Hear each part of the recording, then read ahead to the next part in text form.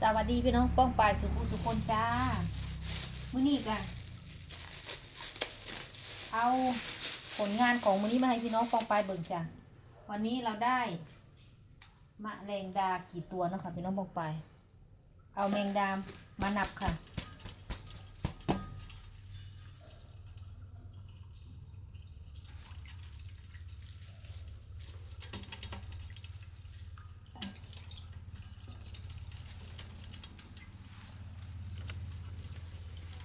นี่จ้าอันนี้คือผลประกอบการของวันนี้พี่น้องป้องปาย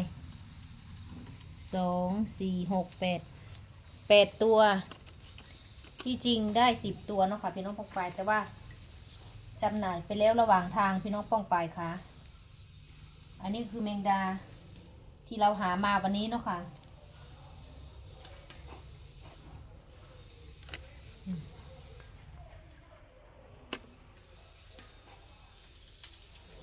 แมงดาสดๆจ้า